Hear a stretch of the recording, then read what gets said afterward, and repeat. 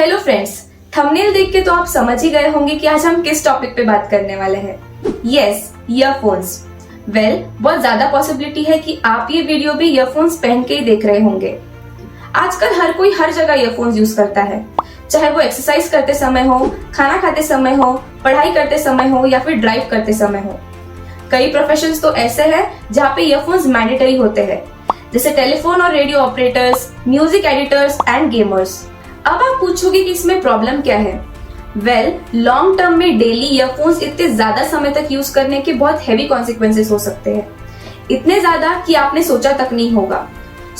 अगर आप एक डेली ईयरफोन यूजर है और जानना चाहते हैं कि इस चीज का आपके हेल्थ पे क्या इफेक्ट पड़ सकता है, तो बने रहिए हमारे साथ इस वीडियो के एंड तक। सबसे पहले स्टार्ट करते हैं ईयरफोन्स की हिस्ट्री से। 1850s में स्टेथोस्कोप इन्वेंट हुए थे, जो कि फर्स्ट इन ईयर डिवाइसेस थे।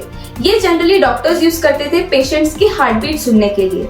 इसके बाद 1880s में फर्स्ट हेडफोन्स इन्वेंट हुए, जो कि टेलीफोन ऑपरेटर्स यूज करते थे। इस हेडफोन में सिंगल ईयरपीस था, जो ऑपरेटर्स को अपने शोल्डर पे कैरी करना पड़ता था, और इसका वेट 5 kgs था। एंड अब आता है one of the most important invention, जो कि किया था नथानियल बाल्डविन ने 1910 में। इन्होंने first official audio headphones create किए थे। उस टाइम पर इन्वेस्टर्स ने इस चीज में ज्यादा इंटरेस्ट लिया नहीं और इसे एक फेल्ड प्रोडक्ट माना गया था, बट इसकी रियल वैल्यू पहचानी यूएस नेवी ने और इसके काफी सारे ऑर्डर्स प्लेस किए थे। इसकी फाइनल डिजाइन में थे 2 sound receivers, each having a mile of copper wiring, और यही फाउंडेशन था फर्स्ट इलेक्ट्रिसिटी फ्री टेलीफोन का, जिसे प्रोमिनेंटली वर्ल्ड वॉर 2 में यूज किया गया था। एट दिस पॉइंट हेडफोन्स बस मिलिट्री मैन और टेलीफोन ऑपरेटर्स यूज कर सकते थे, बट इन 1958 जॉन कॉस ने लॉन्च किया first private music listening system, the cos model 390 phonograph. इसकी वजह से अब नॉर्मल लोग भी हेडफोन्स यूज कर सकते थे। अब हमें देखने मिलते हैं फर्स्ट वायरलेस हेडफोन्स इन 1960s, जो ब्लूटूथ पे नहीं रेडियो वेव्स पे काम करते थे, एंड इन्हें स्पेशली रेडियोस के लिए ही बनाया गया था।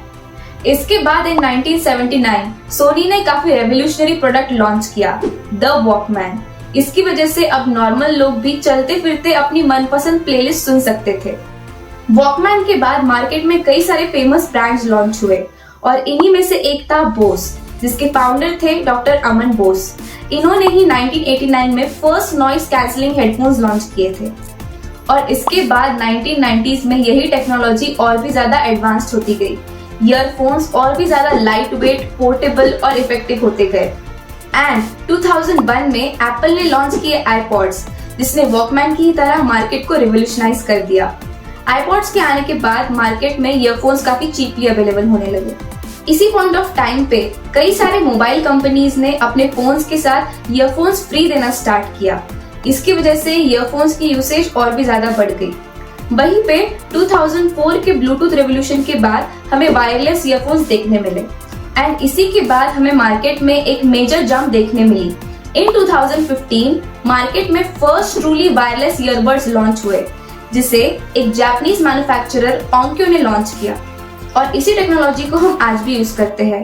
वहीं पे 2017 में एप्पल ने अपने एयरपॉड्स लॉन्च किए, जिसने इसी टेक्नोलॉजी को काफी चीप और ग्लोबली एक्सेसिबल बना दिया। अगर हम स्पेसिफिकली इंडिया की बात करें, तो ये टेक्नोलॉजी पॉपुलर हुई in 2020 after the launch of some Indian companies like boAt, Boult and Needy. ये मार्केट इतना ग्रोइंग है कि 2021 में ही इसकी ग्रोथ 74.7% देखने मिली। ये तो हो गई ईयरफोन्स की हिस्ट्री। अब हम जानते हैं कि ईयरफोन्स का हमारी हेल्थ पे क्या इम्पैक्ट पड़ सकता है।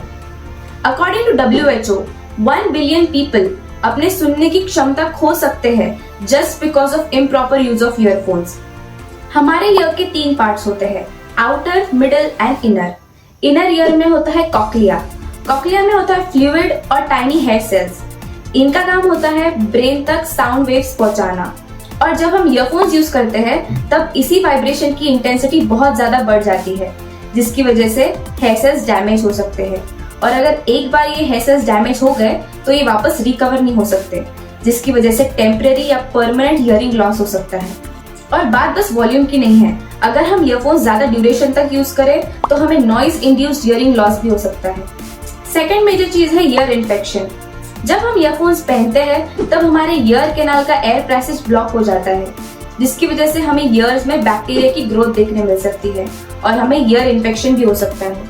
थर्ड मेजर इफेक्ट है हमारे ब्रेन पे। लाउड नॉइज के कई सारे साइड इफेक्ट्स हो सकते हैं, जैसे कि हमारे नर्व फाइबर्स जो ईयर से ब्रेन तक सिग्नल पहुंचाते हैं, उनका इंसुलेशन डिसॉल्व हो सकता है। इसके अलावा headache, insomnia, stress and anxiety, lack of focus और माइग्रेन भी। फोर्थ इम्पैक्ट है ईयरफोन्स के लाउड नॉइज की वजह से हमारे कानों में सीवियर पेन होना, specially from our jaw line to the top of our head. इसके अलावा ईयर कैनाल पे प्रेशर पड़ने की वजह से डिजीनेस भी हो सकता है। इसके अलावा सोसाइटी में एक बहुत फेमस मिथ भी है कि ब्लूटूथ ईयरफोन्स से हमें कैंसर हो सकता है, बट नहीं। WHO और American council on science and health ने इस एलिगेशन को रिजेक्ट कर दिया है। अगर कोई रेडिएशन हमारे डीएनए के बॉन्ड्स को ब्रेक कर सकता है तो उसकी वजह से हमें कैंसर हो सकता है, और इस टाइप के रेडिएशन को कहते हैं आयोनाइजिंग रेडिएशन। बट ब्लूटूथ एक नॉन आयोनाइजिंग रेडिएशन है और वो खुद से हमारे डीएनए को डैमेज नहीं कर सकता, सो हमें ब्लूटूथ की वजह से कैंसर नहीं हो सकता। अब हम जानते हैं कि ईयरफोन्स के हार्मफुल इफेक्ट्स को हम कैसे रिड्यूस कर सकते हैं।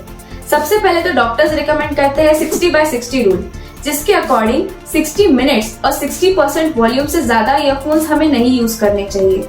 और अगर हम लंबे समय के लिए ईयरफोन्स यूज भी कर रहे हैं तो हमें इंश्योर कर सकते हैं कि बीच में फ्रीक्वेंट ब्रेक्स लेते रहे, जैसे कि 30 मिनट्स के यूसेज के बाद 5 मिनट्स का ब्रेक। इसके अलावा हमें ईयरफोन्स क्लीन और सैनिटाइज रखने चाहिए और उनकी शेयरिंग अवॉइड करनी चाहिए ताकि हम ईयर इन्फेक्शन से बच सकें। ऑल्सो हम ईयरफोन्स और हेडफोन्स अल्टरनेटली यूज कर सकते हैं, क्योंकि ईयरफोन्स हमारे कानों के अंदर बैठता है और हेडफोन्स हमारे कानों के ऊपर, जिसकी वजह से साउंड वेव्स और ईयर ड्रम में एक गैप क्रिएट होता है, जिससे हमें रिलीफ मिल सकता है। रिसेंटली आपने न्यूज में देखा होगा कि कुछ लोगों के हेवी इंजरीज या फिर उनकी डेथ तक हो गई है, जस्ट बिकॉज उनके ईयरफोन्स माल फंक्शन या फिर एक्सप्लोड कर गए। ये केसेस एक्सट्रीमली रेयर है बट रिपोर्टेड है। इन सब से बचने के लिए हम कुछ प्रिकॉशन जरूर ले सकते हैं, जैसे कि अप्रोप्रिएट वोल्टेज का चार्जर यूज करें, अपने ईयरबड्स ओवरचार्ज ना करें और एक्सट्रीमली हाई टेम्परेचर में भी चार्ज ना करें। इसके अलावा बहुत ज्यादा चीप ईयरफोन्स भी यूज ना करें जिसकी कोई वारंटी ना हो। इसके अलावा ईयरफोन्स खरीदते समय भी हमें कुछ प्रिकॉशंस लेने चाहिए, जैसे कि चीप और फेक अल्टरनेटिव्स के साथ ना जाए, क्योंकि हमें एक बात समझनी पड़ेगी कि ईयरफोन्स हमारे बॉडी के डायरेक्ट कांटेक्ट में आते हैं और वो भी एक बहुत सेंसिटिव जगह पे। अगर हम यहाँ चीप ऑप्शन के साथ गए तो उसका असर हमारे हेल्थ पे डायरेक्टली पड़ सकता है। अकॉर्डिंग टू आवर रिसर्च हमें 400 to 500 रुपीज में अच्छे क्वालिटी के वायर्ड ईयरफोन्स मिल सकते हैं, वही वायरलेस के लिए 1500 एंड अबव। इसके अलावा दूसरी चीज जो हमें देखनी चाहिए वो है BIS मार्क, यानी ब्यूरो ऑफ इंडियन स्टैंडर्ड्स। ये मार्क हर इलेक्ट्रॉनिक प्रोडक्ट पे होता है और उस डिवाइस की ऑथेंटिसिटी को इंश्योर करता है। अब आप जानते हो कि कौन से, कैसे और किस तरीके से ईयरफोन्स यूज करने चाहिए। इट्स ट्रू दैट ईयरफोन्स हमारे लाइफस्टाइल का एक इंटीग्रल पार्ट बन चुके हैं और हमें से कई लोग अब उसे अवॉइड नहीं कर सकते। But technology is for human ease. Don't let it harm us due to our carelessness, because ears matters, earphones do not. So friends, ये थी हमारी video on earphones and its side effects. अगर आपको हमारा काम पसंद आता है, so make sure to like and share this video. Also आप यहाँ क्लिक करके हमारी प्रीवियस वीडियो देख सकते हैं, जिसमें हमने TV serials and its reality के बारे में बात की है। Thank you for watching our video. See you in the next one.